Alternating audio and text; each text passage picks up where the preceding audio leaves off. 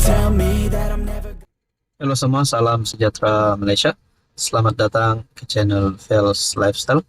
Terima kasih karena terus setia dan bersama di dalam channel ini. Saudara-saudara, menjadi tumpuan rakyat Malaysia adalah keputusan terkini pilihan raya kecil Dun Mahkota. Seperti yang kita tahu saudara-saudara, PRK Dun Mahkota pada 28 September ini menjadi fokus satu Malaysia pada hari ini. Kenapa menjadi fokus satu Malaysia? Kerana jika calon Barisan Nasional mewakili kerajaan perpaduan menang, ini bermakna kerajaan perpaduan akan semakin kukuh untuk menghadapi pilihan raya seterusnya. Calon Barisan Nasional ataupun kerajaan perpaduan akan menjadi lebih kukuh dan membuatkan musuh politik Anwar Ibrahim, musuh politik kerajaan perpaduan ataupun pembangkang akan semakin ketinggalan jauh. Sedangkan sebelum ini kita mendengar beberapa ahli parlimen daripada pembangkang menyatakan sokongan terhadap Anwar Ibrahim. Ada yang kata, adakah PRK Dun Mahkota sekiranya calon PN kalah, PN mungkin berisiko akan bubar, PAS ataupun Bersatu akan keluar komponen PN. Pak Zarkashi ada menyebut tentang perkara ini. Nah, semua ini menjadi persoalan. Kalau benar calon BN menang, apakah akan terjadi dengan Perikatan Nasional? Dan begitu juga sebaliknya. Kalau calon Perikatan Nasional menang, apa pula akan terjadi kepada calon BN dan juga seluruh kepemimpinan Barisan Nasional dan Kerajaan Perpaduan? Saudara-saudara, mana-mana PRK yang kita pernah dengar sebelum ini, banyak saja kes yang berlaku. Sampai ada petition difilekan, sampai ada keputusan yang dibatalkan, dan PRK Dun Mahkota diadakan semula. Nah, saudara-saudara yang hormati, bagi pilihan raya kecil Dun Mahkota, kalau ada yang bertanya, adakah PRK Dun Mahkota kali ini terlibat dengan unsur rasuah, terlibat dengan unsur beli undi, terlibat dengan lebih kepada unsur rasuah lah. Rasanya perkara ini belum ada berita yang disiarkan. PRK Dun Mahkota ada terlibat dengan pembelian undi. Saudara-saudara yang amat hormati, kalau nak cakap PRK Dun Mahkota keputusannya dibatalkan nanti, pun kita tidak boleh cakap lagi, dan belum ada lagi pengumuman berkaitan dengan pembatalan keputusan PRK Dun Mahkota.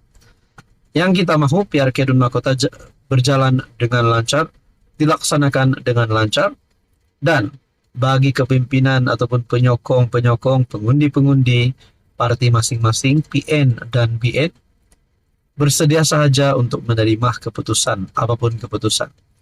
Nah, selesai pilihan raya, selesai berkempen, selesai mendapat keputusan, janganlah sampai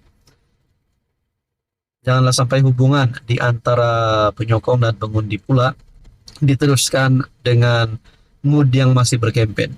Biarlah silaturahim itu terus terikat dengan rapat. Saudara-saudara yang menghormati, apa komen Anda?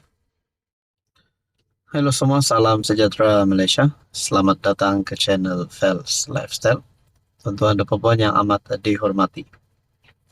Saudara-saudara, seperti yang kita tahu, Anwar Ibrahim sebagai Perdana Menteri dan juga Tun Mahathir sebagai seorang ahli politik yang amat dihormati ramai, disegani ramai, yang pernah memegang jawatan sebagai Perdana Menteri sebanyak 2 kali, kita sudah mengetahui hubungan di antara Mahathir dan Anwar tidaklah sebaik yang kita dapat lihat. Kita tahu Mahathir dan Anwar Ibrahim adalah seteru politik.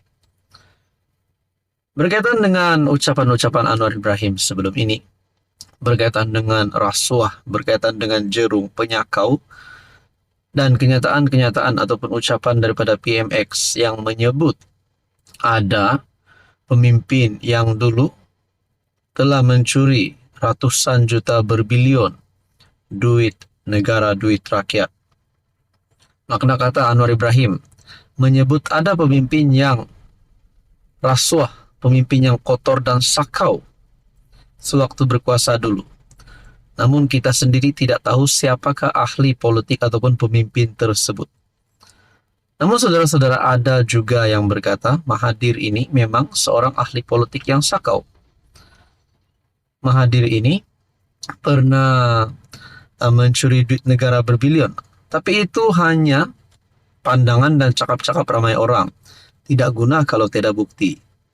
Nah, saudara-saudara yang amat dihormati, ini satu pengakuan ataupun satu berita yang mengejutkan di antara kedua-dua pemimpin terbesar di Malaysia ini.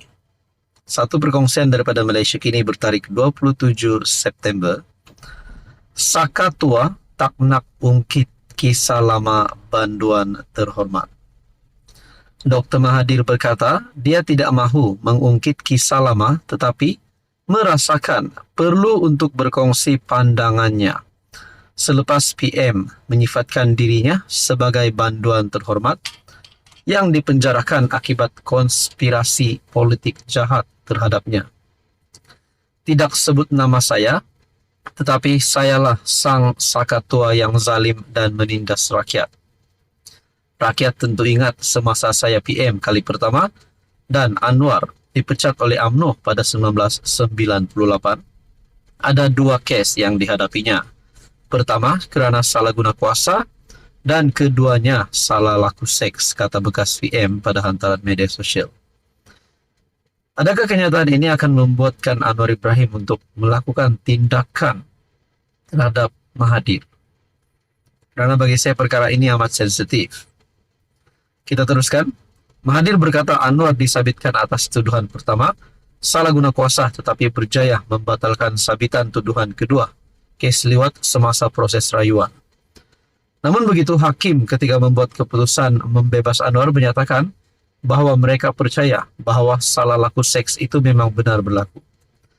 Mahathir merujuk hakim Mahkamah Persekutuan ketika itu, Abdul Hamid Muhammad, yang disebut peguam Anwar pada masa itu, mendiang Karpal Singh sebagai hakim yang bercanggah dengan dirinya sendiri apabila menyatakan terdapat bukti menunjukkan anak guamnya terlibat aktiviti homoseksual ketika membebaskannya. Kenyataan ini menyebabkan sesetengah pihak mengatakan Anwar bersalah atas tuduhan homoseksual, tetapi dibebaskan semata-mata atas sebab teknikal. Sedangkan itu bukanlah pendirian undang-undang yang sebenar, kata Karpal. Anwar yang menghabiskan 5 tahun dalam penjara 1999 hingga 2004 bertegas tuduhan-tuduhan tersebut direka oleh Mahathir dan pihak yang bersamanya, dakwaan yang dinafikan bekas PM. Pada hantaran DFP, Mahathir menegaskan dia bukan lagi Perdana Menteri apabila Anwar dikenakan tuduhan salah laku seksual kedua yang didakwa Anwar sebagai palsu juga. Tetapi ketiga-tiga peringkat mahkamah mendapati Anwar bersalah. PM pada masa itu ialah Najib dan Menteri Dalam Negeri ialah Zahid.